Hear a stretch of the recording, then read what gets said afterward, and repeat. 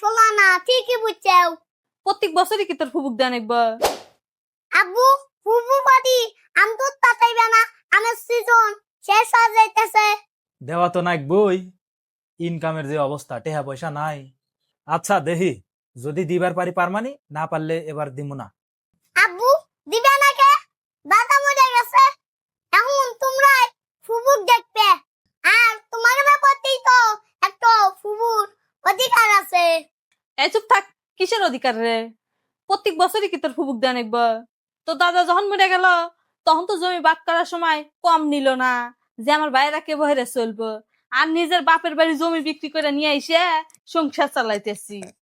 আর তুই চুপ থাক, তোর ফুবুকার প্রত্যেক বছর আমদুদ দেন একবো, বুড়ো হয়ে গেছে এখন আমদুদ দেন আগে। আম্মু তুমিও তো বাপের বাড়ি থেকে জমি জমা ভাগ করে নিয়েছেও, তারপরেও তো তোমার ভাই তোমার কত কিছু দেয়।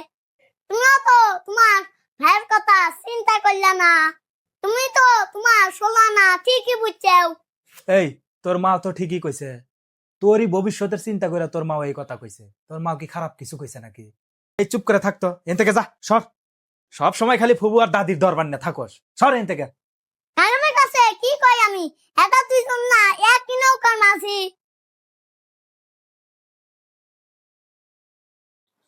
আম্মু আমাকে একটা সাইকেল কিনে দাও। সাইকেল কিনতে কিনে দিমু?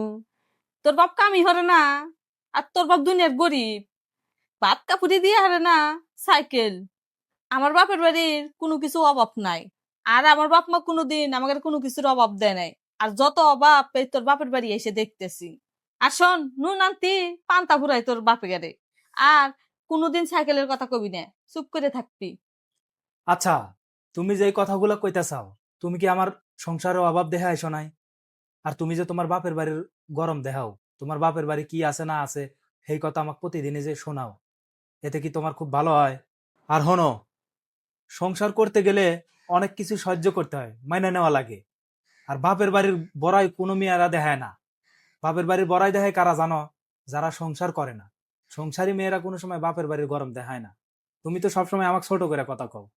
আব্বু আম্মু তোমরা চুপ থাকো, আমি সাইকেল চাই না, তাও যেন এই সংসারে শান্তি থাকে।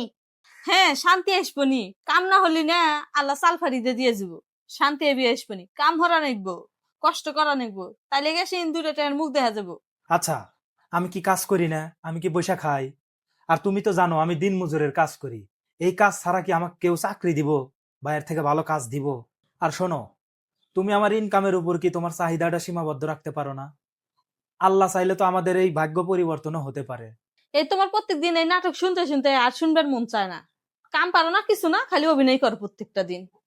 আম্মু এমন করে কথা বলো না, একদিন সব ঠিক হয়ে যাবো।